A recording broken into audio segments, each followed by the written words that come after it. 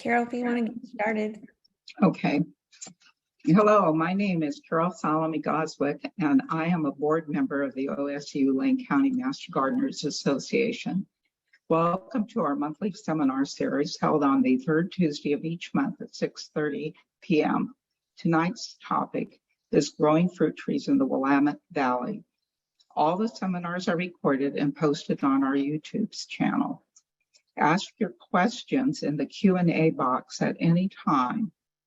Master Gardener Jan Gano will coordinate the questions with the speaker at the end of the talk.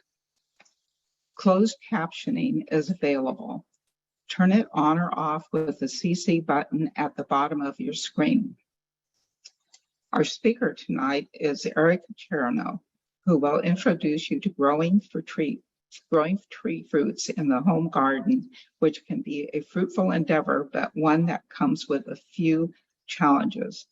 This webinar will identify fruit trees that are best suited for the Willamette Valley and provide management tips for keeping your fruit trees healthy and productive. Erica is an assistant professor of practice at Oregon State University in the Department of Horticulture. She is based at the OSU Extension office in Lane County. Her focus is organic and conventional production systems of hazelnuts, tree fruits, berries, and small fruits. Erica works with a variety of stakeholders serving the needs of commercial farmers in the South Willamette Valley and oversees the Lane County Master Gardeners program. Our next seminar will be September 20th. We will host Huerto de la Familia, the family garden, an organic garden with 7 gardens across Lane County. Huerto de la Familia provides Latino families with personal plots of land. In these plots, families can grow healthy, nutritious, and culturally appropriate food. Now, Erica will share her knowledge, tips, and tricks for selecting and growing healthy and productive fruit trees. Great, thank you, Carol, and welcome everyone who's joining us tonight. I'm going to go ahead and get started so we can get through this. If I can advance my slides. Okay, so we're going to talk tonight about growing fruit trees in this region, and we'll go over things like site selection, various characteristics that you want to consider when selecting fruit trees, some of the fruit trees that are best suited for this region, and a little bit about their management practices as well. So we'll jump in with site selection. I don't want to belabor this too much. Most people don't really have a lot to say when it comes to site selection, especially if you live in a, urban area like Eugene or Springfield. You probably just have a backyard lot, and that's essentially your site. Those that are in more rural areas of the county, you do have a little bit more leeway if you have a large plot of land. There may be, you may be on a slope or have areas that are flat or south-facing slope. You may have, bigger lots that you can deal with, and therefore you might have a little bit more more areas that you can choose from when selecting where to plant fruit trees. There's a lot to consider with site selection. Obviously, soil is really important. A large majority of issues that tree fruits tend to have are largely based on soil issues, poorly drained soils, pH that's not adequate, etc. So that's something that you need to consider. Obviously, weather and environment, and including microclimates, are something to consider, sun exposure, and of course, water availability. So soil, again, is really important. Most fruit trees need a deep, well-drained soil. There are some that are, more tolerant of waterlogged soil, such as pears. And then there's some that just really can't tolerate a poorly drained soil, like a cherry tree. They're just really susceptible to a lot of different fruit rots. So if you have poorly drained soil, you need to either figure out a way to amend that soil. If you're on a large plot of land, that may mean tiling your soil. If you're in a backyard, that could be something like growing it on a raised bed, or, trying to amend your soil with lots of organic matter. They need about 3 to 5 feet of good topsoil, and a soil pH. Most tree fruits grow best with a soil pH between 6 and 6.5. And soil pH is really important. you know, if your soil pH is off, and you can see this chart here on the right, and it kind of shows the spectrum of soil pH. It runs from 4.0, which is, you know, strongly acidic, all the way up, you know, to 10, which is strongly alkaline, actually goes up to 14. 7 is considered neutral, so anything below 7 is acidic. So fruit trees like a slightly acidic soil. If you have a soil that has a pH less than 6.0, let's say it's 5.5 or 5.0, a lot of these micro or macronutrients such as nitrogen and phosphorus, calcium, magnesium, they become unavailable for the plant to take up. A lot of that's due to kind of the you know, microorganisms that live in the soil and the way that they help transform nutrients, and also the solubility of those nutrients. And then the same is kind of hot. The same could be said of soil pH that's too high. In that case, a lot of these micronutrients like iron and boron. Boron's really important for fruit production, not just tree fruits, but also berry crops. It's really important for fruiting. It's important for nut fill and hazelnuts as well.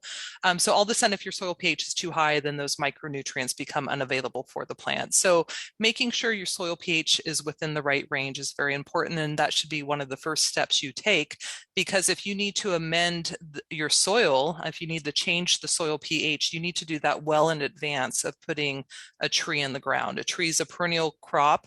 It's going to grow for many years. I mean, I talk to people sometimes that, you know, have apple trees growing in their yard that they know were planted 60 years ago or something like that. So it is a long-term commitment. And once that tree's in the ground, it becomes a lot harder to amend the soil, because you don't want to be disturbing the root system of that soil. So check your soil pH well in advance of you know, planting. I generally say 6 months in advance of planting. That way you have time to amend it. Our soils in this region do tend to be acidic.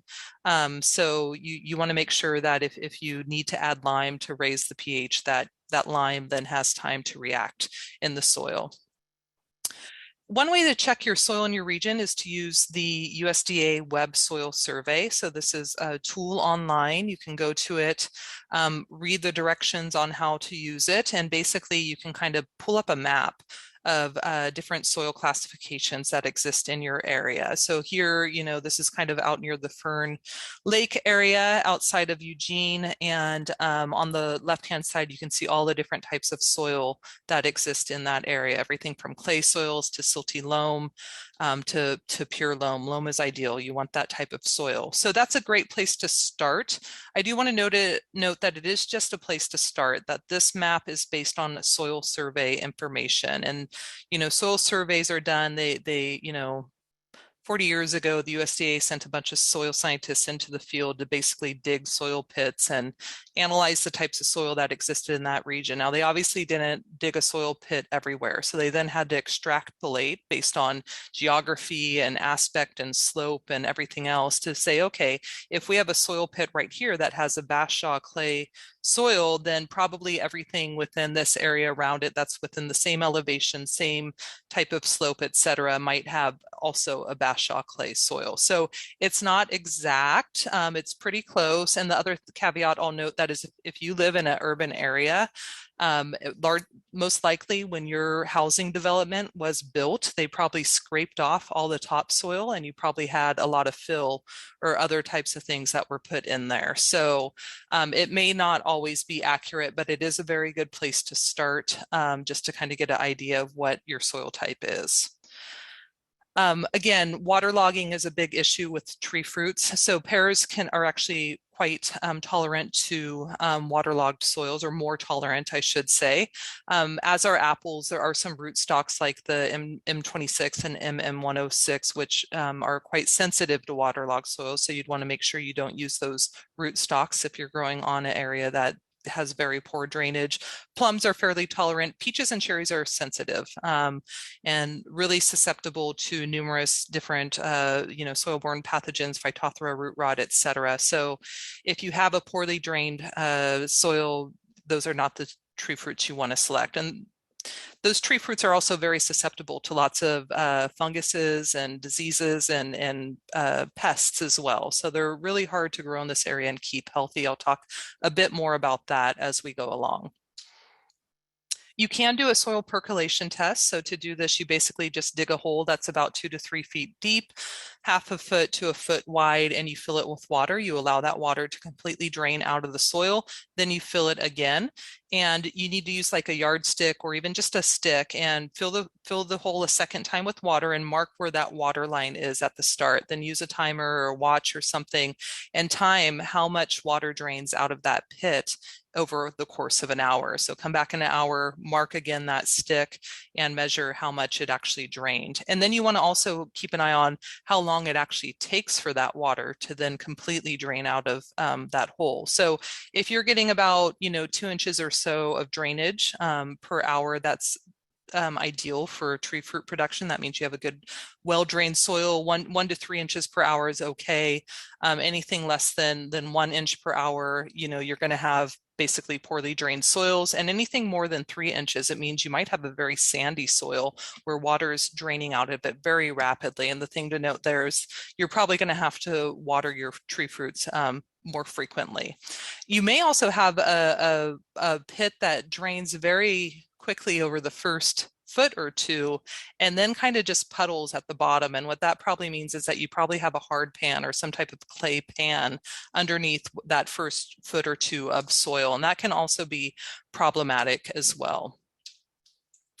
I always recommend people get a soil test before planting a fruit tree. Again, it's a long-term investment. So you want to know what your pH is. You want to know what your macro and micronutrients are, what, if you have soluble salts, pH, et cetera, all those things, organic matter, all those things are very good to test for. So consider getting a soil test before you plant a fruit tree. A standard soil analysis from most labs, you're going to get to know organic matter, your macronutrients of phosphorus, potassium, calcium, and magnesium, pH, and a lot of them will do a S&P buffer pH test as well, which will then tell you how much lime you need to add.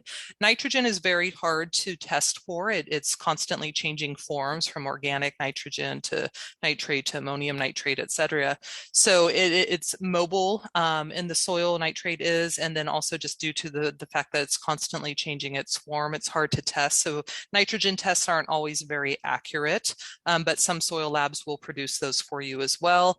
And then also boron is a good thing to test for, again, when it comes to fruit trees, and also berry crops, because it is quite important for fruit development.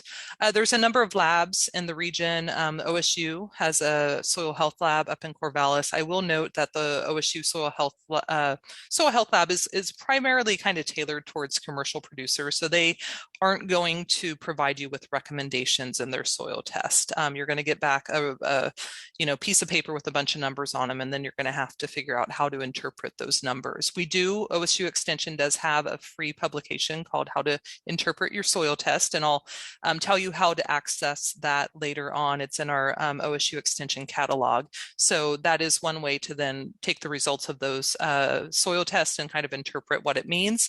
There's also A&L Western up in Portland, and there's a company up in Washington called Simply Soil Testing, and they really are designed to serve home gardeners and landscapers. So the reports that they produce are really for the layman. They're there for people that maybe don't have a background in soils or other types of disciplines, and they kind of give you a report that's very easy to read and interpret, and they give you recommendations with that as well. So again, test your soil before planting the fruit tree, and you want to do that at least like 6 months in advance. So again, a large majority of tree fruit problems are due to poor soils. It can be anything from compacted soils, poorly drained soils, soil pH being off, a heavy clay soil. So all those things that you need to do to improve the soil need to be done prior to planting. So, if you need the lime to soil to raise the pH, that should be done about 6 months before planting. If you need to consider double digging or deep digging or doing raised beds in order to, because you have a waterlogged soil or something like that, that should be done well in advance. Adding organic matter, either through compost, manure, cover crops, that should probably be done about 6 months in advance as well. And you don't want to just, I'll talk about this when we get to planting, but you don't want to dig a hole, tree in it and then fill that hole with compost. That's not ideal. You really want to fill that hole back up with the native soil that's there. And any nutrient deficiencies that were potentially identified through a soil test, those need to be corrected ahead of time. Microclimate is also important. You want to think about the elevation you're at. Obviously, higher elevations are going to have colder climates. Aspect and slope are also important. So, most tree fruits need about 6 to 8 hours of full sun per day, that between bloom time and harvest period. 8 hours is ideal. And then, generally speaking, a gentle south-facing slope is typically what's favored. Obviously, that south-facing slope is going to get full sun. And so that's really ideal for apples, pears, European plums. You also want to consider any border effects, things like tall trees or buildings that may block the sun or wind, or maybe there's a cement building that radiates heat. Those types of things want to be considered as well. Sometimes them blocking the wind can actually be a good thing. Trees and buildings can be used as windbreaks to protect fruit trees from really cold winter winds. And then know what direction the prevailing wind comes from as well. There is a website out of Washington State University. It's called How to Determine Your Garden Microclimate. So I recommend that you check that out, and it will kind of help you figure out what type of little microclimate that you're dealing with in your neighborhood. Water availability is really important. Most of us in urban areas, maybe that's not an issue, but if you're out in a rural area, you have to consider whether or not you have water rights, and if so, how much and how often is it available. There's a lot of people that dry farm fruit trees, meaning they don't irrigate them at all, and it is possible, but the thing you need to keep in mind is that you're going to have less production. So, your trees will be smaller, they won't produce as much fruit, and they won't be as healthy, which makes them more susceptible to insect pests and diseases. So irrigating fruit trees is recommended to keep them healthy, productive, etc. You don't have to irrigate year round. Obviously, we're in Oregon, we get lots of rain here in the Willamette Valley. So, you can see this climate graph on the right. The green bars are precipitation. So obviously winter months, spring months, we're getting heavy amounts of rain and low temperatures as well. So, there's less evaporation going off the trees at that point. So they're losing less water during those months as well. But during those summer months when temperatures go up and all of a sudden transpiration rises and significantly, we also don't have a lot of rain during that period. In fact, our summers are getting hotter and drier every year. So during July and August, I do recommend watering trees during that period of time. Obviously, this can really vary by soil type. A clay soil is going to hold water a lot more than a sandy soil. So if you have a sandy soil, you're probably going to have to water more frequently than you would, something that has a heavy clay soil. Hardiness zone is also something to consider. We're in a hardiness zone 8 here in the Willamette Valley. And this is basically just referring to a plant's ability to kind of withstand cold temperatures. So anything that has a plant hardiness zone around 8, will grow well or can withstand the cold temperatures that we have in this area. So everything you see in that chart there on the right can technically be grown here. Everything from apples, pears, plums, cherries, figs, it does say peaches, but again, I'm going to, point out peaches are really susceptible to a lot of diseases. So yes, technically you can grow them in this climate, but you also have to be prepared to spray them quite frequently to keep them healthy. And you're going to hear me say that multiple times over the course of this talk. Chill hours are also important. So that's essentially the number of hours below 45 degrees Fahrenheit that a tree needs to maintain its dormancy. So these are not consecutive hours, they're cumulative over the course of the dormant season. But generally speaking, we get around 12 to 1400 chill hours here in this part of Oregon. And so typically, higher chill hours or trees with higher chill hour requirements are better for northern climates. So things like apples, they need 1200 to 1500, so they're essentially perfect for this region. Whereas things that have lower chill hours, they're typically better suited for warmer southern climates. Again, this is not the only thing you need to consider. So if you look at this table on the right, you may look and see, oh my gosh, apricots, 700, to 1,000, we can probably grow these in this area. Well, again, apricots are really susceptible to many diseases, and their bloom time is often killed by winter chill. So right when they start putting out flowers, we typically get heavy frost here, and that just kills the bloom, and therefore you get no fruit. So don't attempt apricots in this hour just because, or in this area, just because you think, oh, we get the right number of chill hours. It's just one of many things that you need to consider. When selecting fruit trees and what you want to grow, obviously personal preference is the first thing you need to consider. Again, this is a long-term investment. So what do you like to eat a lot of? Because you're going to have a lot of that type of fruit. If you're not really a big fan of plums, don't plant a plum tree. Other things are, do you want a sweet or a tart apple? Do you want an apple like that's good for fresh eating, or do you want something that's good for making pies and other baked goods? Those are all the types of things that you should consider when selecting fruit trees. And obviously it all should be based on your and your family's personal preferences in terms of what you want to eat. Space is important. How much space do you have in your backyard to actually grow fruit trees? Disease resistance. Now, there are not resistant varieties for every, disease that exists, unfortunately, but there's a few that I'll talk about that should be considered.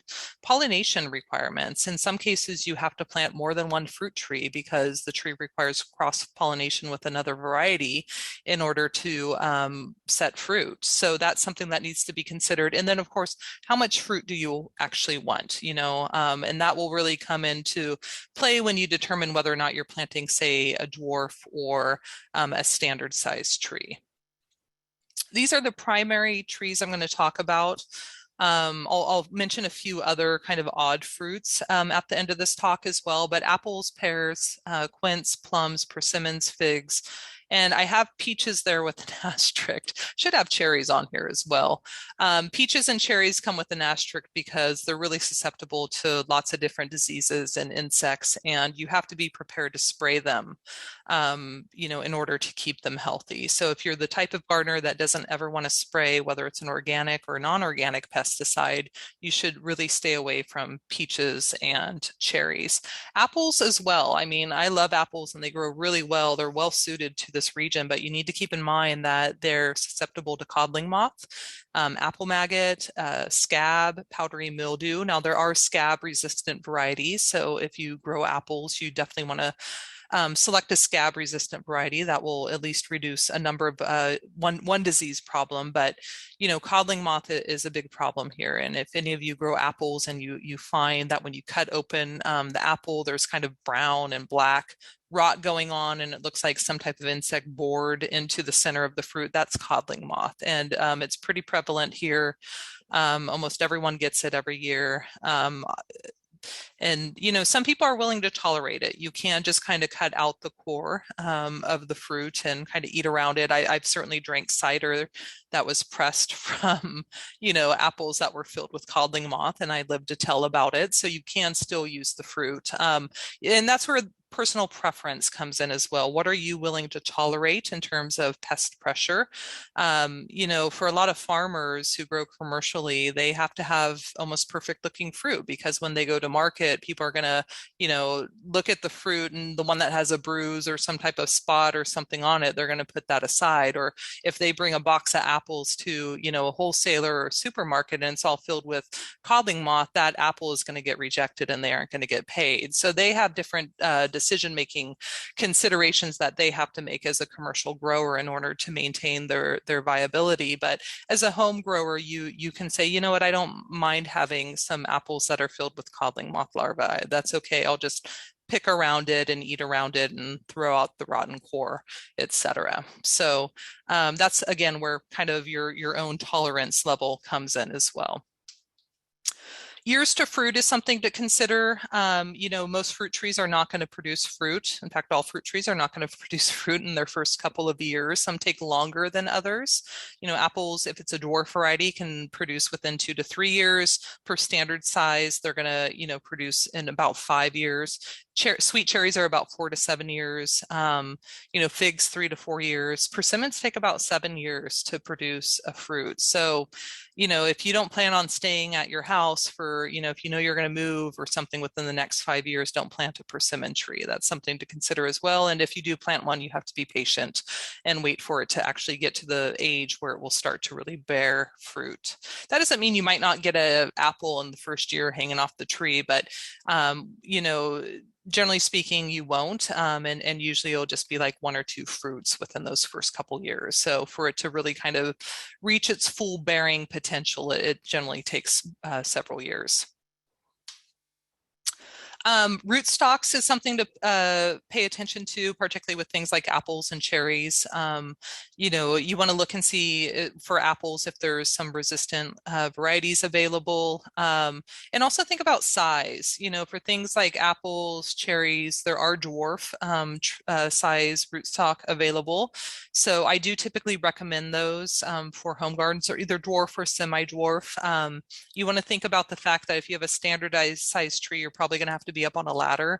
Anytime you want to pick the fruit or prune it or thin, any type of work you need to do in or on that tree, you're going to have to be up on a ladder doing that. Whereas dwarf trees are much smaller, they're easier to maintain. You don't have to be up on a ladder. They tend to bear fruit earlier in their life cycle, and there's a lot less pruning that's involved. There are dwarf rootstocks available for everything from pears and plums and peaches, but they tend to produce poor quality trees and fruit. So those aren't always recommended. Most pears are grafted onto some type of quince rootstock anyway. So for those, you're better off going with either a semi-dwarf or standard size tree and then just pruning it to be shorter and lower.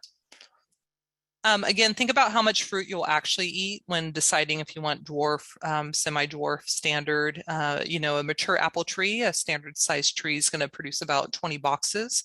And on average, a box weighs about, you know, 42 pounds. So you're talking about 800 pounds of apples. Can you and your family actually consume that much? Whereas a dwarf tree is looking at about 3 to 6 boxes. So you're looking at, you know, 120 pounds of apples. And on average, you know, one person in the US eats about 46 pounds of fresh apples or processed apple products per year. So in most cases, you know, a dwarf sized tree is going to be adequate for most people and most families.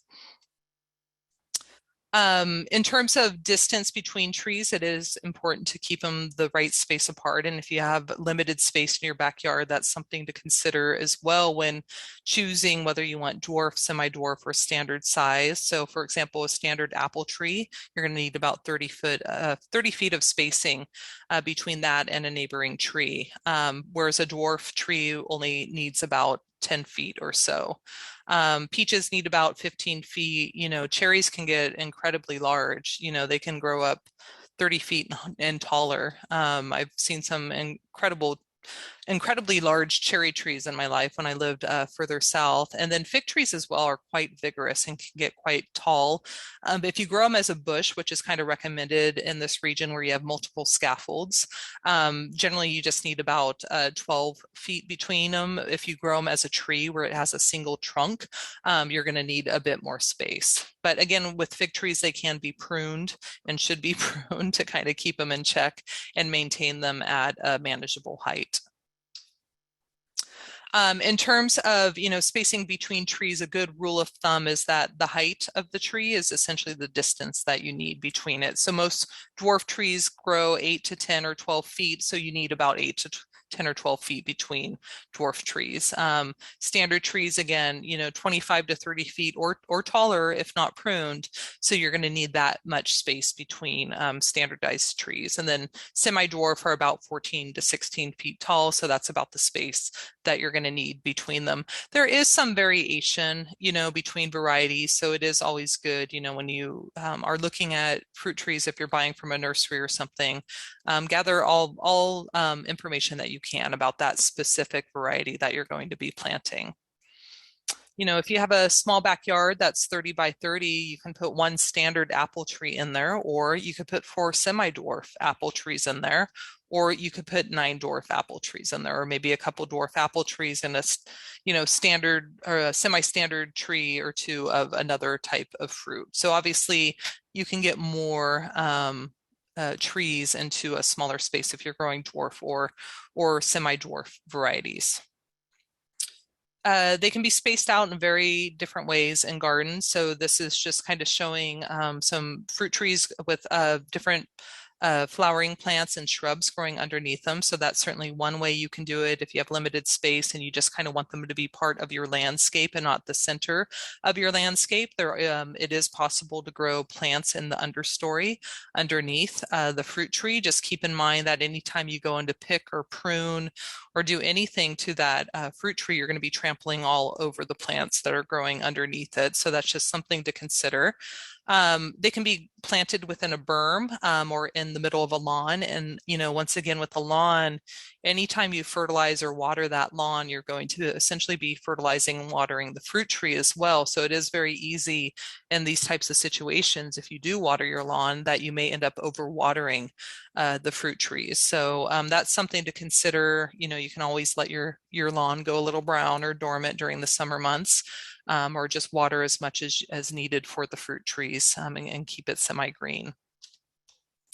If you plant close to fences, you want to make sure that you can walk all the way around the tree. Be courteous to your neighbors. While they may appreciate getting fruit that's grown over their side of the fence, generally when those trees drop leaves in the fall, they maybe aren't as happy about having to rake up all of those leaves. So make sure that you have adequate space between you and your neighbor's fence line as well. And for those who have larger lots or plots of land, you can, kind of grow them like they do in commercial orchards where you have a row of trees. You can even run a drip line right down that row and set up an irrigation system fairly easily. So it really just kind of depends on what you're looking for in your yard or garden, what type of space you have available and what your preferences are. Pollination is something that you really need to consider as well when selecting fruit trees. Some fruit trees require a second tree of a different variety in order for cross-pollination to happen. So apples do need a second variety to be pollinated. I will note, I always tell people if you live in Eugene or Springfield, there's so many apple trees planted in people's yards that the chances that there's another apple variety, within say a quarter mile of yours that hopefully is compatible are probably pretty high. There's a lot of people that only have a single apple tree planted in your yard and they do get pollinated every year because there's probably a neighbor a block away that also has an apple tree planted, and that's essentially what cross-pollinates their tree. But if you want good production, you want to ensure that you have a compatible pollinator, you should plant 2 apple trees of 2 different varieties that are compatible with each other for pollination. Most cherry trees are self-fertile, or sour cherries, that is, whereas sweet cherries do need a pollinizer. Fig trees are self-fertile, so you can really just plant 1 fig tree and it'll be fine. It'll pollinate itself. Most peaches are self-fertile, but they will produce better if there's a second tree of a different variety. Pears, pollinizers are needed. Persimmons, mostly self-fertile. Again, they do produce better if they have a second variety. And then most European and all Japanese varieties of plums do require a pollinizer. And most Japanese varieties do bloom much earlier than the European varieties, so they aren't compatible in terms of pollination. If you're going to grow plums, you generally need 2 European varieties or 2 Japanese varieties. For pollination to occur, basically the 2 varieties have to be genetically compatible. So pollen and flowers each have 2 alleles or 2 gene, and basically you can't have the same gene in the pollen that's in the flower. If that's the case, then they aren't going to be compatible. So let's say you have a cherry tree and the pollen carries, an S1 and S2 allele, and the flower carries S2, S3. Because they both carry that S2 allele, they would not be genetically compatible. That the flower would have to carry, say, S3, S5, or something like that for those 2 varieties to be be compatible. And they also have to bloom at the same time. So they have to bloom at a point where the pollen is available and the female flower is open, so that when the pollen is transferred into the flower, it's essentially ready to accept it. So those things need to occur, and bloom time is really important. Pay attention to that, because if you grow two varieties that bloom at completely different times, you aren't going to get good pollination. There's a lot of pollination charts that are available to help you figure this all out. Unfortunately, there's nothing comprehensive, like a book that you can go through that tells you everything you need to know about every fruit tree. And then also keep in mind that there are some fruit trees that don't make good pollinizers as well. So this is an example of what a pollination chart looks like. This was pulled off Purdue University Cooperative Extension website, and on the left you have the pollinizers, and then up on the top you have the trees that want to be pollinated. And so you can basically see here, the ones that have the red apple with a black mark through them means they are not good pollinizers. So Jonagold is actually not a good pollinizer of pretty much anything else. If you're looking to grow a gala apple, you can see pretty much all these other varieties listed are suitable pollinizers. If you want to grow a Liberty apple, this chart tells you that Gold Rush, Arkansas Black, Red York, and Rome Beauty are not good pollinizers for that variety. So those are good sources of information to look for. Try to grab something that's from a reputable website, not just someone's random garden blog. There's a lot of incorrect information floating around out there as well. This is from Washington State University. This is they have a bunch of information on cherries. Obviously, cherries and apples are grown extensively up in Washington, so there's a lot of great information that comes out of there about cherries and apples. But this tells you that, if you want to grow a Bing cherry, that, the Sam, Van, Rainier, etc., are all compatible pollinizers. There's also this fruit tree pollination checker website. It's from Orange Pippin. They're out of the UK. I've seen this website cited by other university and extension websites. So I do think it's reliable information, but you can go in and kind of type the variety that you're interested in growing.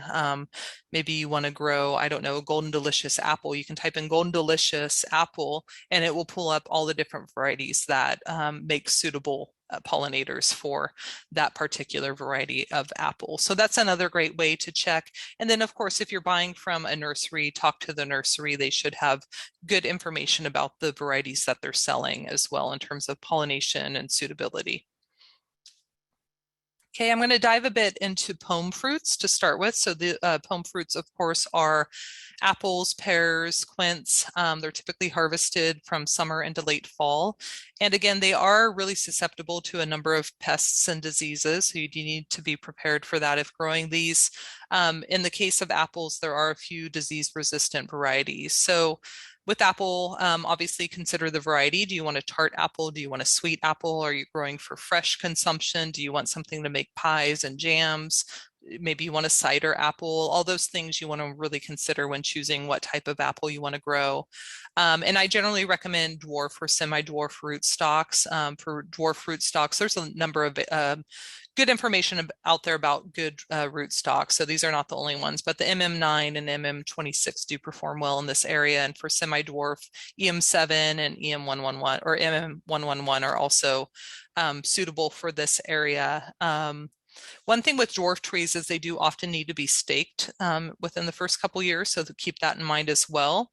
And again, apples, you do need pollination from another variety. If you live in an area that all your neighbors have apple trees growing, there's a good chance that they're going to have one that's compatible with yours. But if you want to really be assured that you have good pollination, you should probably plant 2 apple trees that are compatible. There are some crab apple varieties that can cross-pollinate with the apples.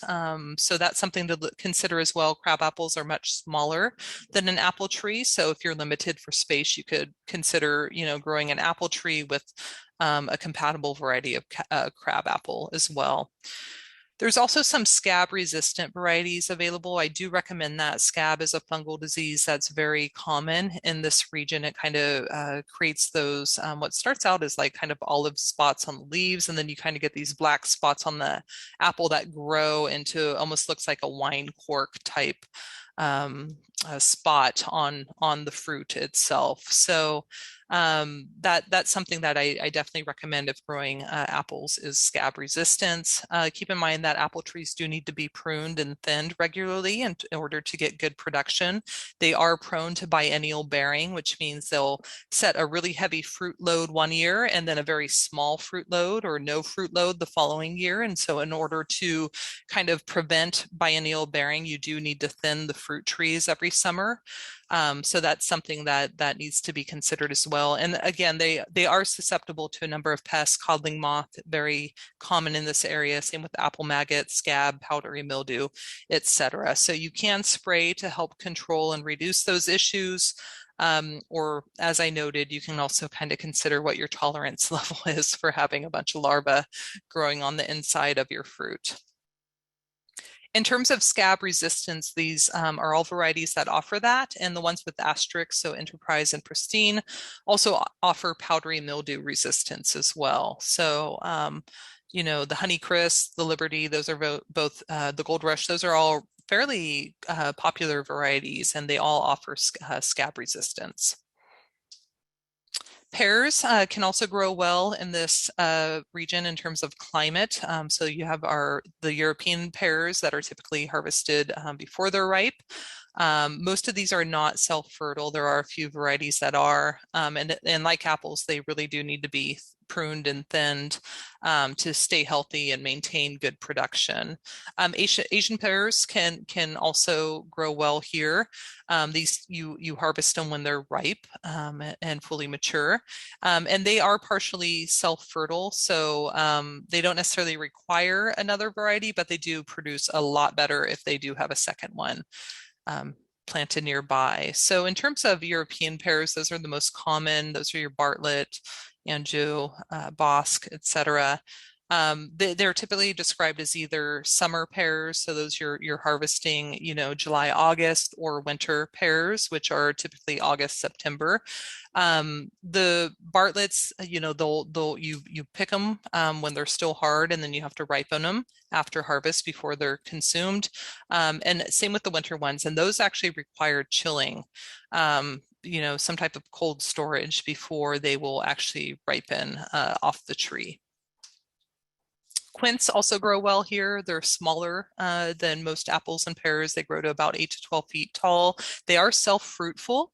So that's actually a good alternative to an apple or a pear tree if you want something that has, you know, similar characteristics in terms of how you consume it. A quince is a good alternative. It's smaller.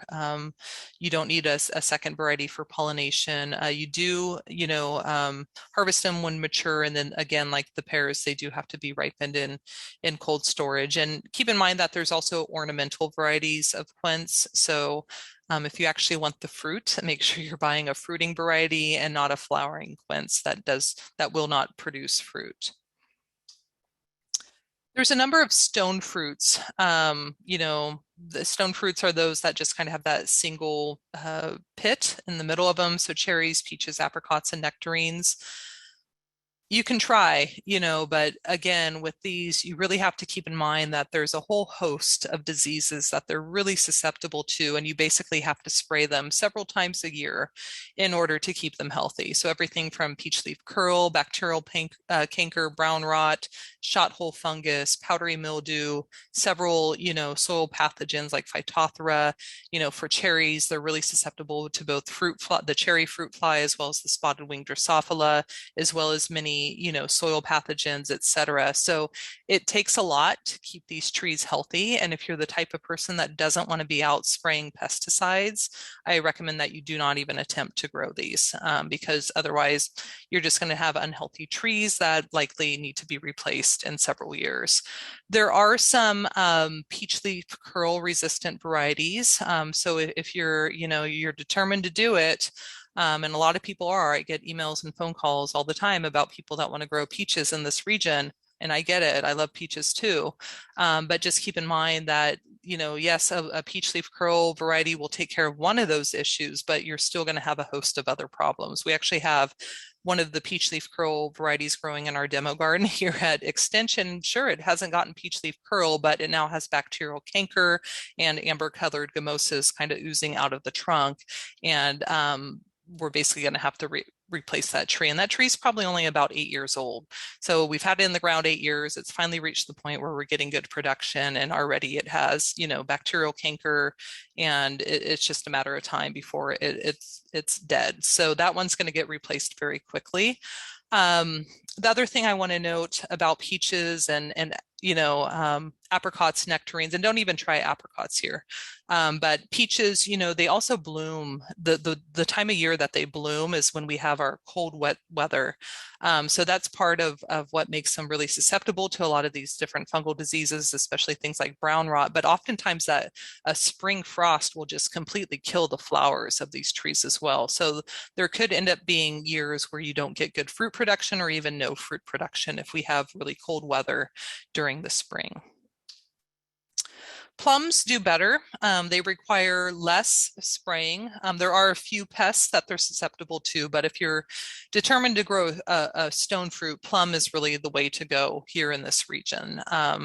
So there's obviously the Japanese plums, and they do need to be pollinated with another Japanese variety, and same with the European plums. You need another European variety for cross-pollination.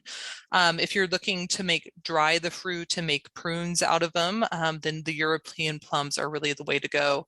The other thing with the Japanese plums is they do bloom a lot earlier than the European plums. So here in this region, oftentimes that bloom, once again, like the peaches, will come really early in the year when we still have very cold weather. So if we have a week of really cold weather, that will end up just killing all the flowers, and you won't get any fruit or very little fruit that year. So the European plums are a little better suited to grow in this region than the Japanese varieties. So the European ones, they tend to have kind of that oblong shape. They're mostly blue in color. The Italian and Brooks are two varieties that grow here well. There's a whole slew of other ones. And these are good for eating fresh or canning or drying. So good both processed products as well as fresh products. Japanese varieties come in a whole different range of colors, from yellow, red, purple, green. But again, they have that early bloom time, which makes them really challenging for this year. So don't be surprised if there's years where you don't get any fruit. They don't always perform well here, depending on the type of weather that we have in late winter and early spring.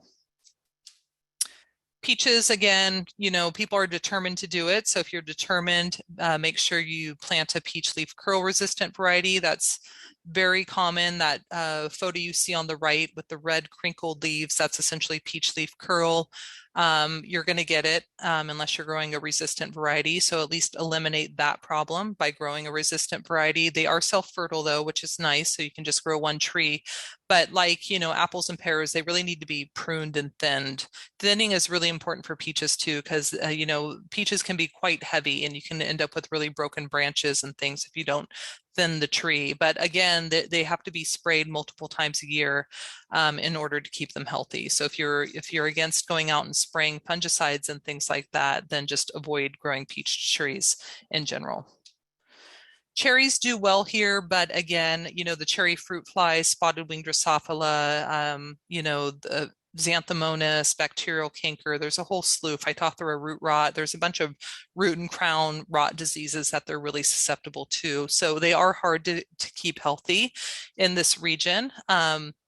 Obviously there's both sweet and sour cherries. The sweet cherries do require a pollinizer, whereas the sour cherries are typically grown for processed products, for cooking and making jams and things like that. But they are self-fertile. There's a number of different rootstocks, the Mazard and the Gisela 6 do well. And again, these are really sensitive to poorly drained soil. So if you have a really poorly drained soil, don't even think about it.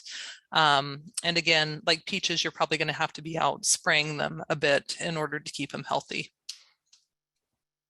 Now I'm going to go through a few less common fruits that also can be considered and grown in this region. And these fruits typically have less pest problems. So Figs, there are some pests of them, but those pests don't really exist or aren't very prevalent in this region. So you can pretty much grow a fig tree without really having to spray it too much. There are some other things to consider. Persimmons can do well here, though we don't always have cold enough weather or warm enough summers for them to produce well. Pawpaws, jujubes, those are all other things that can be considered. So if you're going to grow figs, go with the Turkish varieties. So something like a Desert King or a brown turkey, those produce better in our region where we tend to have cool winters and even cooler summers than say areas down south like in California. And most of them are self-fertile. So for most figs, you can get away with just growing one tree, which again, if you have limited space and you just have room for one tree in your backyard, making sure you're picking something that is self-fertile is kind of the way to go. They do require kind of warm, hot summers in order to ripen. So I know a lot of people that have grown figs in this area, and there's just sometimes some summers that they just don't ripen up. So you do need to be prepared that not every summer are you going to get, a good harvestable crop. But when you do, boy, are figs good to eat. So I do think it's worth the risk. If you do grow figs, grow them kind of as a bush and not as a tree with a single trunk. So we recommend that people grow fig trees with about 6 to 8 different scaffolds. And the reason for that is basically every now and then we're going to get a really cold winter that's going to essentially kill off a number of those scaffolds. So when that happens, you can just essentially prune out the dead scaffolds, and then you have several others that remain healthy, living, viable. And then of course, figs are very vigorous. They'll send up new shoots the following year, and you can just essentially then select those new shoots that are sent up to be new scaffolds for your tree. So that's kind of how we recommend growing them in this region. But I love figs. I lived in California for a long time and had fig trees, and I do miss them. But you can grow them here, and as our climate continues to change, they'll become a more suitable crop. Persimmons are also underrated. I'm a big fan of persimmons.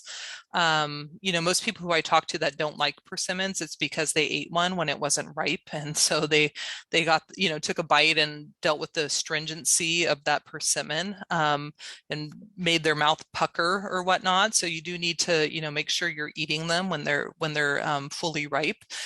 There's a number of Japanese varieties that you can grow. These tend to be self-fruitful. They're larger and sweeter than the American varieties. Two very popular ones are the Hachia. So that's the one you see in the picture on the top there. This one will be astringent until it's completely soft. So you basically have to make sure it's blooded and is completely soft before you even attempt to eat it. Whereas the fuyu, you can eat it when it's still hard, but you have to make sure that the whole fruit has ripened and turned a really bright orange color, not a light yellow, but a bright orange color. And that's essentially when you know it's ripe and ready to eat. So the fuyu do tend to be, more non-astringent, whereas the hachia are astringent. The hachia are really great for baking. I've got a recipe from my grandma for bread pudding that's been passed down, and it's really good. I've made sorbets and ice creams and put them in smoothies, and there's a lot you can do with persimmons. I'm a big fan of them. There's also a lot of American varieties that are becoming more common. They're grown more frequently on the East Coast because that's where they're native to. These varieties are native to that area, everywhere from up the Northeast all the way down to Virginia. So there's even stories of Native Americans using these, and settler groups coming over and using them as well. They've been around and grown for a long time. They do tend to be smaller than the Japanese varieties. The Japanese varieties are usually about the size of an orange, whereas these American varieties, they're almost the size of like a golf ball. Maybe that's a little small, but so they're a lot smaller. They aren't as sweet. They have more of a richer flavor, but they are more cold tolerant. If you're growing at a higher elevation or something, that's something that you would want to consider. They also don't have a lot of pest or disease problems. So again, if you're looking for something that doesn't need to be sprayed a lot, a persimmon is a great way to go. You don't have to prune them heavily. I mean, it's good to prune them when you first plant them to train them to make sure you have a good structure. But otherwise, the pruning's minimal. You're going in to maybe, clear out a few dead, broken branches or maybe open up the center just a little bit. But that's about it. They don't really require heavy pruning for them to be maintained. And they're also just really pretty trees. They put out, the leaves turn a really nice color in the fall. They're almost just attractive ornamental trees as well. They're just really nice to look at too. So I do recommend persimmons. I'm a big fan. I wish more people grew them in this region. Jujubes are also can grow well in this region as well. They're often referred to as the Chinese date. They're fairly easy to grow. You can eat the fruit, either fresh, or you can dry them or candy them or bake them. There's a lot you can do with the fruit itself. They tend to ripen in October. They're a fairly small plant, depending on the variety and how you prune them, but they can be maintained about 12 to 20 feet tall. They all are cold tolerant. They benefit from cross-pollination. So again, they're going to produce a lot better if they have a second variety that they can grow with. And they're tolerant of a large range of soil conditions and even drought, but they do prefer, like everything, a well-drained soil and sun. Those are obviously the ideal conditions, but if you have really sandy soils or maybe slightly poorly drained soils, they'll do fairly well there as well. And like persimmons and figs, there's fairly minimal pest problems associated with them. So they aren't something that's going to have to be, sprayed heavily. You might get some aphids or spider mites or something along those lines, but they don't have the host of diseases that, cherries and peaches are susceptible to. Pawpaws are becoming increasingly popular. I know someone that wants to start a pawpaw farm. I got a call from someone recently. So these are also native to North America. So they've been around for a long time. I kind of think the tree itself looks like a papaya tree. They aren't the same family or anything like that. But when I've seen them, it's reminded me of kind of the shape and structure of a papaya tree. But they have kind of this really soft fruit that's very custard-like. You can eat it raw or use it for baking and things like that. They are slow growing, so it'll take about 3 to 7 years for them to actually bear fruit, and they do require cross-pollination as well.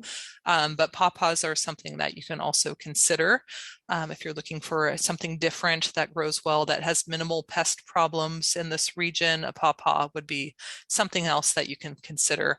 I don't talk about it, but there's a few other things like medlars. That's something to consider. Mulberries grow really well. I like mulberries, but they're very messy trees. They're basically kind of a large shrub tree type structure. They grow really big, and they're just loaded with berries. So unless you're up on the top of the tree picking every single one, they're all going to drop to the floor, to the ground, and then you're going to have a bunch of rotting berries on the soil that can attract flies and fruit flies and things like that. So but mulberries grow very well here and produce very tasty fruit. So that's something else that you consider as well. Okay, let's talk planting. So typically you want to plant fruit trees in fall or early spring. I actually think fall is the better time. It gives them time to kind of settle into the ground, give the roots some time to adjust to the soil and the conditions before they start having to put out new shoots and leaves and everything in the spring. But you can plant well into early spring as well.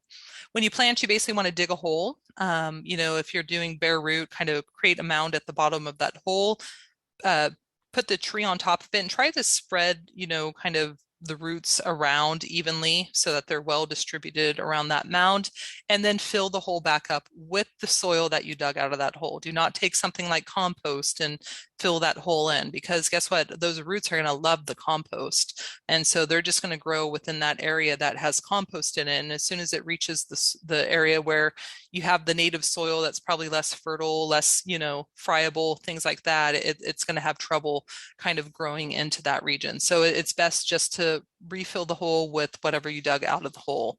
Don't backfill it with compost or something like that. And then slightly tamp it down when the tree settles. So after you've refilled the hole, you water it, and the soil settles a little bit, you want to make sure that the graft union is about 3 inches above the soil. If that graft union ends up getting buried, essentially that's going to then, the scion's going to end up putting out roots, and you're going to lose all the characteristics that came with the rootstock of that tree. So make sure the graft union is well above it. And then you want to water it in. And I always recommend mulching around the tree as well. You don't want to have the mulch, wood chips or something like that works very well for a mulch.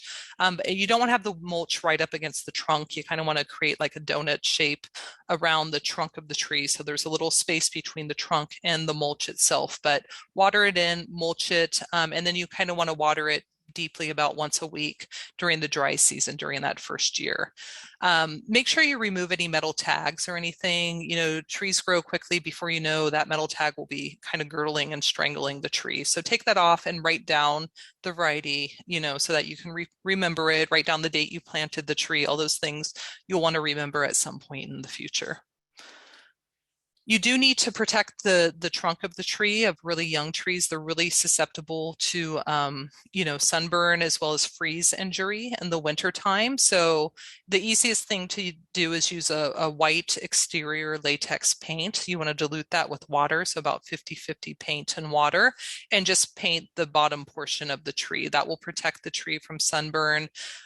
If you don't do this, sometimes people call me out and they're like, "What's wrong with your tree?" And you go out and you look, and there's this huge canker, and you think, which direction south? Oh, hey, there's south. Here's this canker on the south side of the tree.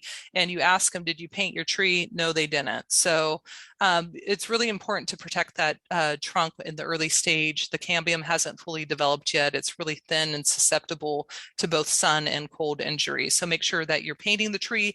They do also have trunk guards if you don't want to paint. Those come with their own issues. They're suckers that the tree sends up, those can grow underneath them. That can be problematic. You have to remove the trunk guard just to cut down the suckers. There's also, I work with hazelnut growers. A lot of them talk about, mice getting underneath those trunk guards and chewing on and girdling the trunk of the tree, and they don't realize it until it's too late because it was protected by the trunk guard, so they didn't see it. Or, with hazelnuts, they have the Pacific flat-headed borer that can get underneath there and bore into the tree. And again, you don't see it because that trunk guard's there. So the easier thing to do is to just paint it. But a lot of people like the trunk guards as well, so that is also an option. In terms of watering, again, you can dry farm your fruit trees, but they're going to be healthier, bigger, more vigorous, produce more fruit if you do actually water them. So you do want to avoid overhead irrigation. You don't just want to throw, a sprinkler on them and have all the foliage and everything getting wet. That just creates conditions that are really, ideal for fungal pathogens. So avoid overhead watering, either use drip irrigation, micro sprinklers, or just hand water. There's some people that use buckets. They put 5-gallon buckets and fill the 5-gallon bucket, drill holes in the bottom of that bucket, and then that way they know they're giving the tree 5 gallons of water essentially. But young trees need about 3 to 5 gallons of water per week, especially during those summer months. Again, we do get enough rain here typically in the spring and fall that you don't need to be watering those times of years, but really during those hot, dry summer months, you want to make sure that your trees are watered, especially the young trees during the first 5 years of their life. Water them in well during those summer months. They'll grow better, they'll be healthier and less susceptible to pest and disease injury. And then again, established trees should also be watered at least once a month. Biweekly is more ideal, and you want to make sure that the soil is wetted down to about 2 to 3 feet essentially. Training the trees is really important. I'm not going to talk too much about training and pruning. We offer a lot of hands-on pruning classes. I'll mention that at the end, but that's kind of the best way to learn how to train and prune a tree, is to just go to one of these workshops. But there's different ways that you can train a tree, different types of structures, and you need to really do this within the first couple years of the tree's life. And it's important because it will really impact the health of the tree. Sorry, I keep hearing voices. Someone's here. Training the tree will impact the health of the tree. So, make sure you're doing that. You'll get basically, stronger branches that can support the weight of more fruit. You'll have a better healthy tree. You'll have better air flow and light flow through the tree. So training is really important. There's different ways you can train a tree. Open center, often referred to as open base. That's probably the easiest way to train a tree for for people who are growing in the home garden, you essentially just kind of remove the central leader, pick 3 to 5 scaffolds that are kind of at different spots of the tree that grow out in different directions, and you have yourself an open center tree. There's also central leader. These can grow very big, so keep in mind that if you're looking to kind of maintain the height of a tree, you probably don't want to go with a central leader type structure. And then there's also the modified central leader. So in that case, with the modified central leader, you cut out the central leader at about 8 to 12 feet tall, and then you have scaffolds coming out at different spots of the tree, and you have about 1 to 2 feet between each layer of scaffold. So modified central leader, that's often common in fruit or apple orchards that I've seen in this area as well. Pruning is also really important. You do have to prune trees annually, especially like apples and pears and plums and, peaches, of course, cherries. They all need to really be pruned annually. The best time to prune is during the winter months, so typically between November and March. February is often considered the best month because at that point you're typically past the hard freezes of the year. You can also do summer pruning, and that's typically done midsummer, July, August. Winter pruning is really done to like stimulate growth. So you're removing diseased branches, and you're really allowing the tree to put more of its energy into fewer areas so that it sends out more growth come springtime. Summer pruning is if you have a really vigorous growing tree and it's shading out and you aren't getting good production because there's too much shade in the center of the tree or it's too vigorous. You can then go in and do a summer pruning to kind of thin out and remove some of that growth and open up the tree a little bit better. But typically you can prune anytime you want. So if you're walking around, your orchard in April and you see a broken branch, don't think, well, gotta wait till summer to prune it. Just go ahead and cut it off. It'll be okay. I do recommend, especially with something like peaches and cherries, that you prune during dry weather. In any tree really, you look at the forecast and make sure it's not going to rain the next day, because you want to give the wound, when you cut the tree, you're opening up a wound and you want to give that wound time to dry. Otherwise it's easy for, pathogens to kind of enter into the tree. In fact, the cherry industry up in the Hood River areas largely moved to summer pruning because cherries are so susceptible to so many pathogens that they found that it's a lot better to prune during the dry summer months than it is during the cold, wet winter months. Know what the fruiting wood on your tree is so that you don't prune it out. So that's something important. Look where the flowers are being formed on your tree. That will tell you where the fruiting wood is. But typically apples, and pears, they're gonna produce fruit on second year wood, whereas something like peaches and cherries, plums, they're gonna produce on 1-year-old wood. Fruit thinning is also important, especially for things like apples, pears, peaches, plums. Again, they can get really heavy and end up breaking branches, or you just end up with really small golf ball sized fruit. So, pruning the tree helps keep the tree healthy. You make sure that the tree can withstand the weight of the fruit load, and also increases the size of the fruit. So it also helps reduce alternate bearing, especially in apples. I mentioned that earlier, and also with pears. So it kind of, if you do it within, say, 40 days of bloom with apples, you're going to kind of reduce the tendency of that tree to produce a really heavy crop one year and almost no crop the next year. So thin your fruit, that's typically done again in the summer months, like late May to mid-June is the time to thin fruit trees. When thinning, always retain the largest fruit and the healthiest fruit. With something like apples and pears, you want to thin down to one fruit per cluster. So you want the fruit to be spaced about 6 to 8 inches apart. A good rule of thumb with thinning is just think about what a mature apple looks like and what its size is, or think about what a mature plum looks like, and just make sure you have enough space between that plum and the neighboring plum that it's going to be able to reach its full size and maturity. But plums, typically 4 to 6 inches apart, and peaches and nectarines about 5 to 7 inches apart. And again, peaches and nectarines can get really heavy. Same with apples and pears. So, it is important to thin those down to really prevent breakage of branches and limbs. I'm not going to go too much into pests and diseases because there's so many, but I will point you to some resources that are available to help you manage pests and diseases. I'm going to go over some cultural practices you can do to prevent a lot of pest and disease issues. So again, apples, you're going to be dealing with everything from anthracnose, powdery mildew, scab. These are diseases. Same with pear, powdery mildew, scab, rust. There's two different types of rust that pears are susceptible to in this region. It's the trellis rust and the Pacific Coast rust.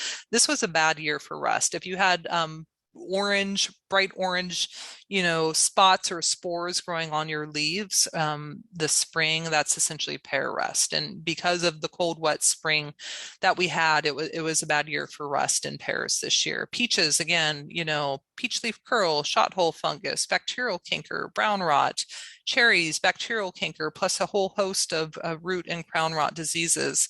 That picture in the lower right, that's bacterial canker. So it's essentially that amber colored sap-like substance that essentially oozes out of the tree. Now you can prune it out of the tree, and that's one of the best things you can do. But once it's in the main trunk of the tree, then it's really just kind of a matter of time before that tree dies. There's also a number of insect pests that are quite common in this region. Almost all types of trees will get some type of scale, aphid, or spider mite. Spider mites tend to be bad in really hot, dry years. And again, with apples, codling moth. So that photo you see, on the right top, that's essentially codling moth, apple maggot. Peaches and plums and cherries are really susceptible to leaf rollers. And then cherries also get spotted wing Drosophila. So that's a type of fruit fly that's very common in this region, not just cherries, but every single berry crop gets them as well.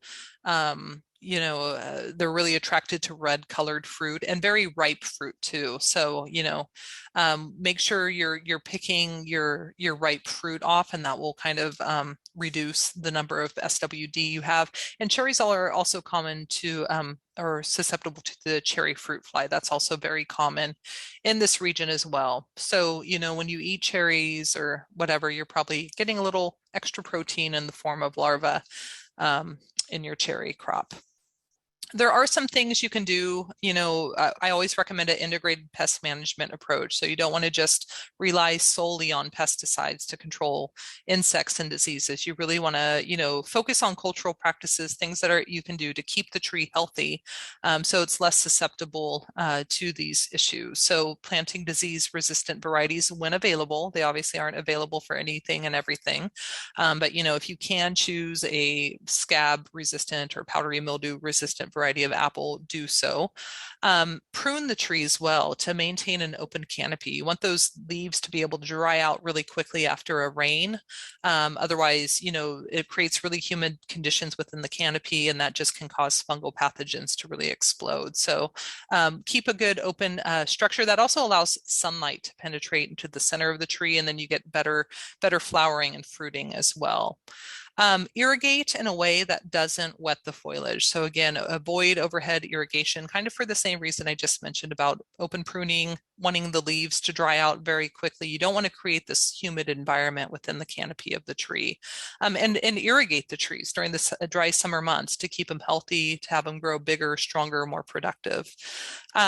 Anytime you see leaf spots or things like that, it's always good just to remove the source of the inoculum. Where practical, sometimes the entire tree is covered in leaf spots and you can't go through and remove every single leaf. But, if you just see something where it's just started and you think, oh, this branch here has, a canker on it or a leaf spot on it, prune it out or remove those leaves and get them out of there and remove the source of those spores or inoculum that exist within that tree.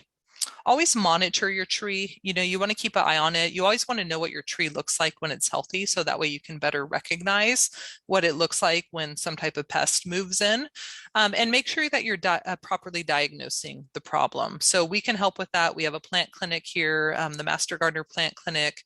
If you ever have spots or any type of symptoms growing and you need help with diagnosis, give us a call, send us an email, drop by with plant samples, and we can help you diagnose that problem. It's really important to diagnose the problem. That way you can put in the right measures to control the issue. You know, not every fungicide is effective against every fungus. Not every insecticide is effective against every insect. You can't just be like, oh, I have something eating my tree, I'll go spray something. It might not actually work. You also have to know the right timing of applying pesticides. Otherwise, they may not be effective. You may be applying them at the wrong time of year. So properly diagnosing the problem, understanding the life cycle is really important as well once you do have issues. Use sound cultural practices. So those things that I just mentioned, you know, pruning the tree to maintain open structure, watering, avoiding overhead irrigation, even things like in the fall, raking up leaves and removing them, or even fallen fruit with apple trees. A lot of, you know, those apples that fell off your tree are sitting on the floor. Guess what they contain? The larvae of codling moths. So if you remove those, get them out of the area, send them off to the landfill, let them be the landfill's problem, then or put them in a compost pile if you're hot composting, then that will take care of the source of the problem and remove the overwintering pests as well. Determine what level of damage is acceptable to you. You know, if you're willing to eat an apple with codling moth and just pick and peel around it, then that will reduce the amount of pesticides that you have to use. So everyone has different tolerance levels, and that will kind of determine whether and how much you need to be spraying. And then when you do have to use a pesticide, use the least toxic methods available. You know, keep in mind that I have a background in organic farming, I'm a big proponent, but keep in mind that even organically approved pesticides are toxic. You know, organically approved just means that they're essentially naturally occurring, and they do tend to be lower toxicity, but not always. Some of our organic pesticides are also, you know, toxic to pollinators as well. So keep that in mind. Always select the least toxic method available to manage pests. So I think we're out of time. I'm probably over time. I'm a bit over time. So I'm going to direct you to some resources. So we have what's referred to as the OSU Extension catalog, and there's a bunch of different publications in there that are free to download or view online. So there's a number that I think will be really important. There's a number on soils, everything from, you know, a guide to collecting soil samples, or if you're looking for a laboratory, there's a list of laboratories that serve Oregon. We have a couple publications on varieties for sweet cherries. There's a publication on rootstocks and also cultivars. And then there's also a publication on selecting peach and nectarine varieties for the Willamette Valley. I do want to warn that publication in particular is old. I think it was published back in like 2002, so it does need to be updated, but several of the varieties listed there are still available today. There's just some newer ones that aren't listed in that publication yet. Hopefully it'll get edited and updated soon. The ones that I really want to direct you to are what's referred to as EC819. So you can always just do a search for those numbers, EC819, and that's our publication on growing tree fruits and nuts in the home orchard. And there's all sorts of great information on there on everything I went over tonight, but really specific to crops, how to fertilize, how to water, you know, varieties that grow well in this region, etc. That's a great publication. There's also one called Managing Diseases and Insects in the Home Orchard, and that will kind of give you a list of common pests and for that particular fruit tree, and kind of a calendar of what you need to do throughout the year. Like in the fall, you need to rake up fallen leaves and destroy them, kind of thing. Or, you know, this is the time to spray for, you know, brown rot or whatever it may be. So EC631, Managing Diseases and Insects in the Home Orchard, is also great. PNW 400, Training and Pruning Your Home Orchard, also very useful. Lots of great drawings and diagrams in there that kind of help you understand training and pruning. There's also one about pruning to restore an old neglected apple tree. I get phone calls from people all the time. They just moved into an old house. There's some old apple tree there that looks like it hasn't been managed in years, and they're wondering what to do to kind of, you know, get it back under control and producing. So EC1005 is great. There's also one on harvesting, when to pick and sort apples and pears. So that's another. All of those and more are available in our OSU Extension catalog. And I believe Jan's going to post the link in the chat box to that catalog, so you can click on that link. It'll open up in a web browser, and then, you know, if you don't feel like looking at it after this talk, you can just bookmark the page and go back to it later. We also have a web site called Home Orchard Concepts from Start to Finish. Lots of great information. Again, some of the stuff I talked about tonight, everything from, you can just see on the photo I attached, the screenshot, fruit tree site considerations, fertilizing fruit trees, fruit thinning, lots more.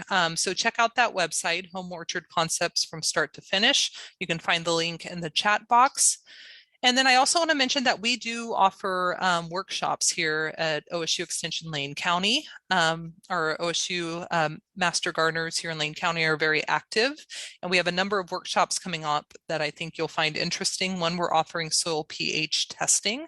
So if you just need the pH of your soil tested, we can help you with that.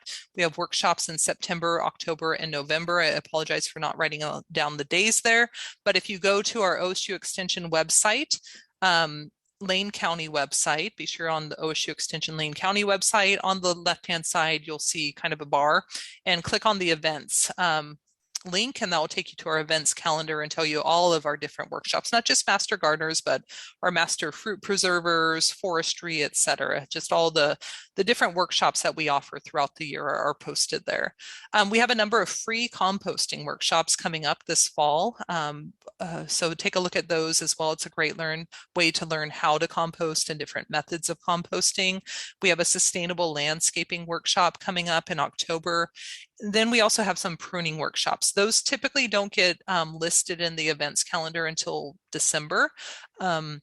So you'll probably have to come back in December and look at the events calendar then, but they typically run from January, February, and into March. And we offer, a wide variety of them for different types of tree crops. They're hands-on, in person, so it's a great way to go kind of stand around a fruit tree and talk to our pruning specialist about the best way to prune it. So check that out. I highly recommend it. That's probably the best way to learn how to prune as well. So sometimes people ask me if I have any books I recommend. I do. I really love The Home Orchard. That's a great book out of UC, California Cooperative Extension. There's actually a new edition available for that. Do keep in mind that it was written, for California in terms of climate, soils, etc. But a lot of the other information in there in terms of pruning and thinning and, pest control, et cetera, it's all relevant to this region as well. There's also the Holistic Orchard. If you're really interested in kind of like organic biological production, that's a great book to look at as well. And it is an award-winning book. I've read, he also has one called The Apple Grower that's also really good as well. So those are kind of the two books that I like and tend to recommend to folks as well. So with that, I want to thank you for your time. As OSU Extension personnel, I do have to do a number of evaluations every year. So when this webinar closes down, you're going to be directed to an evaluation page. And I'd be very grateful if you would take 5 minutes just to fill out that evaluation on this workshop. And with that, I will go ahead and open it up to some questions.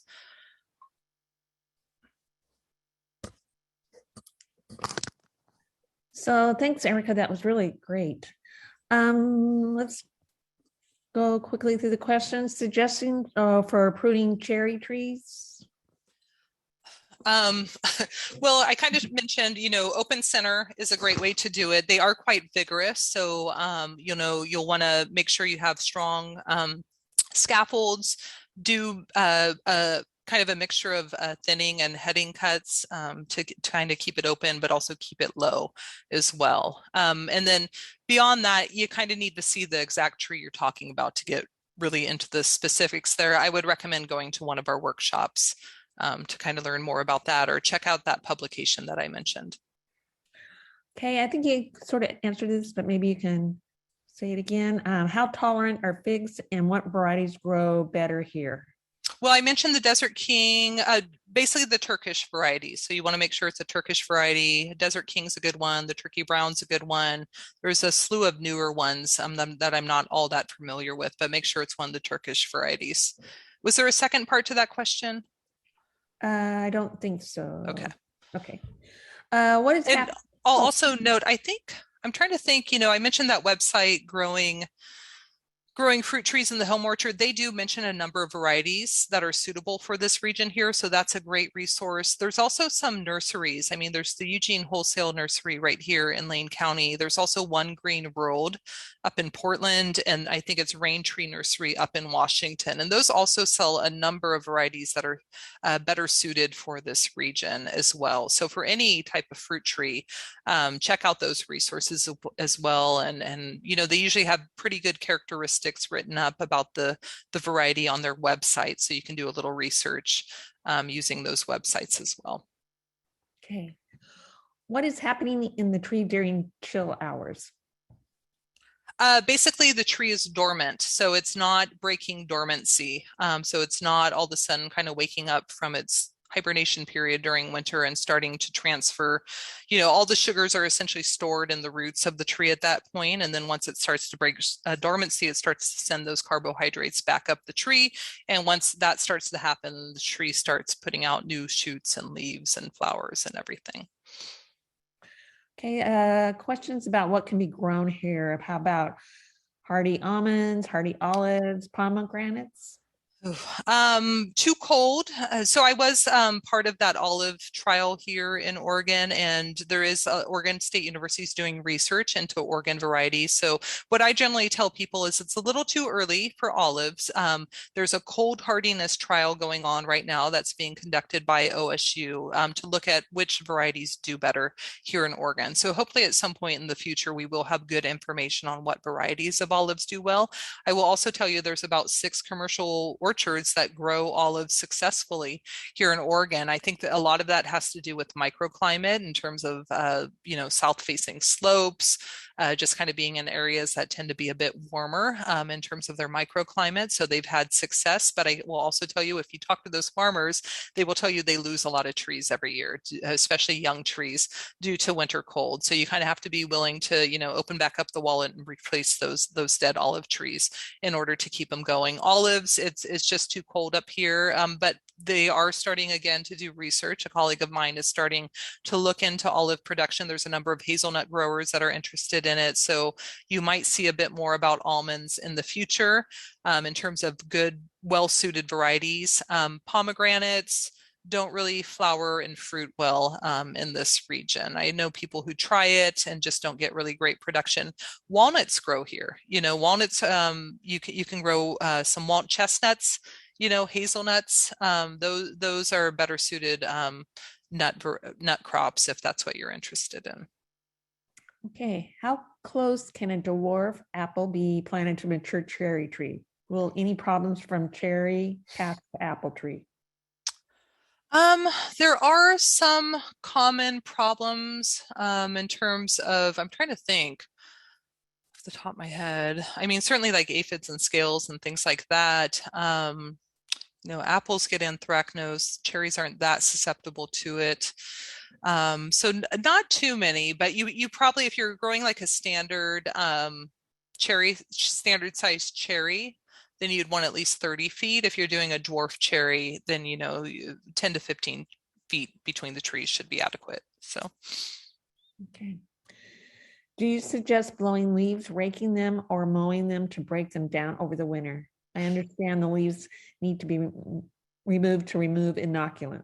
Yeah, if you can rake them and remove them, that's great. Otherwise, run over them with your lawnmower. That will cause them to, you know, decompose a lot quicker and kill the inoculum.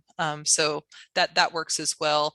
But really raking them up and getting them out of your garden is really the best way to do it. You can compost, but, you know, if you don't know that your compost is getting to about 145 degrees Fahrenheit for several days, then you can't really guarantee that you're killing whatever that pathogen is. So in that case, you're just better off, you know, sending them off to the landfill.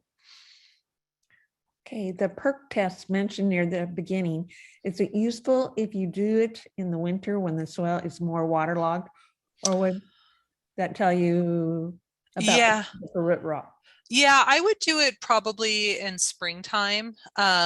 you know, when we have kind of more intermittent wet and dry periods, because yeah, you know, you are going to see heavy waterlogging in the winter months, but the winter months are also, you don't even have to do a percolation test. You can just look in your backyard and be like, oh, there's a puddle that's been sitting there for about a week that hasn't drained, and that pretty much is going to tell you you don't have good water drainage there. So in some ways, just, you know, you can do the eyeball